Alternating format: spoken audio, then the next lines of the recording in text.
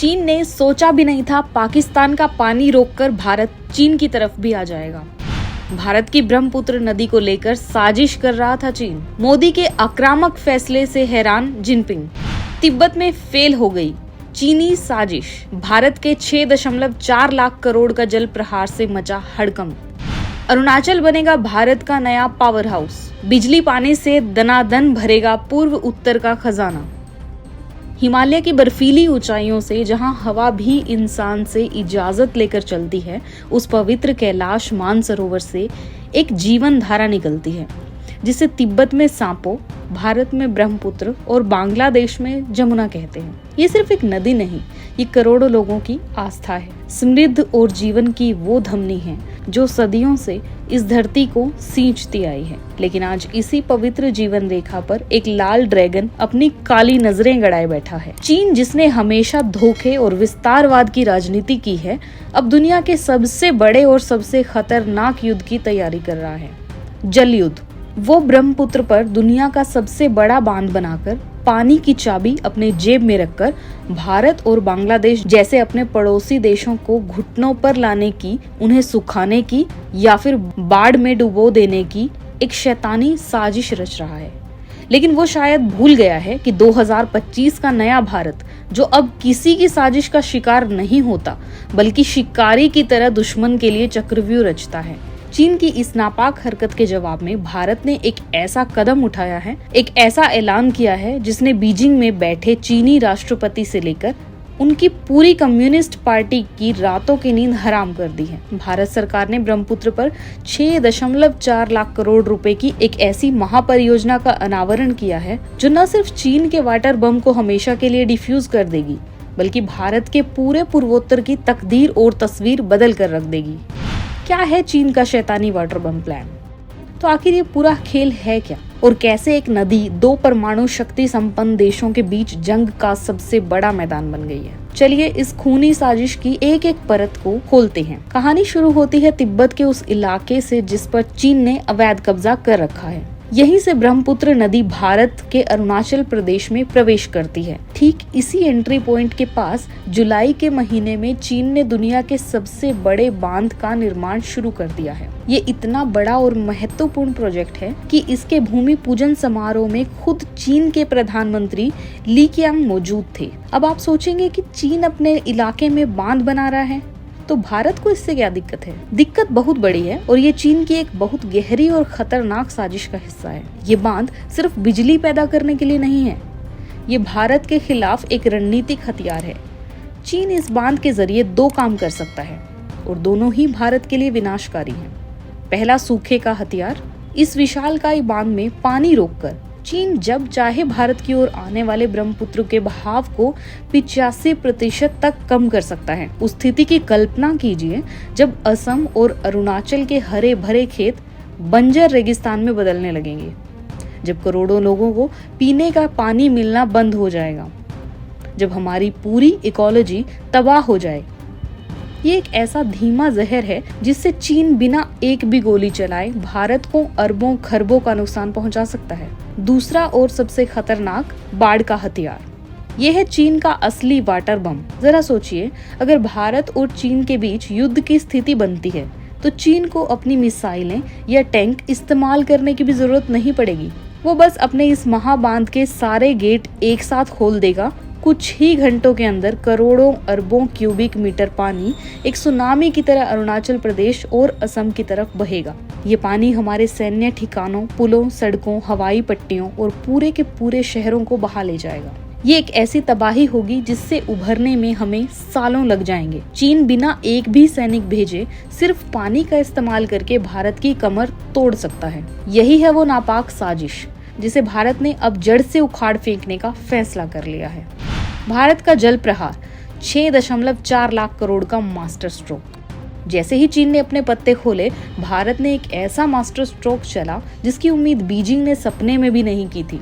भारत ने रोने धोने या दुनिया के सामने शिकायत करने के बजाय जैसे को तैसा वाली नीति अपनाई। भारत के केंद्रीय विद्युत प्राधिकरण CA ने सोमवार को एक ऐसी रिपोर्ट जारी की है जिसने चीन के होश उड़ा दिए। भारत ने ऐलान किया है कि वो ब्रह्मपुत्र बेसिन में 6.4 लाख करोड़ रुपए 77 बिलियन की लागत से जल विद्युत परियोजनाओं का एक ऐसा जाल बिछाने जा रहा है जो चीन के हर मंसूबे पर पानी फेर देगा। ये कोई एक या दो बांधों की योजना नहीं है, ये एक महायोजना है। इस योजना के तहत भारत 2047 तक पूर्वोत्तर के 12 उपबेसिनों में 208 बड़ी पनबिजलियां परियोजनाएं बनाएगा।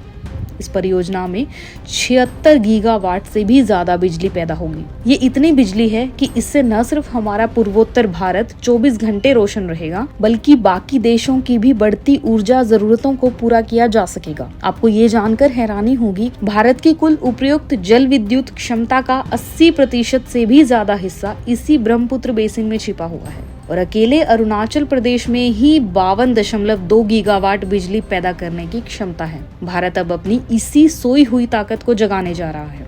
ये सिर्फ एक आर्थिक परियोजना नहीं है, ये चीन के खिलाफ भारत का सबसे बड़ा रणनीतिक दाव है। कैसे डिफ्यूज होगा चीन का वाटर बम? ये है भारत की चाणक्य नीति।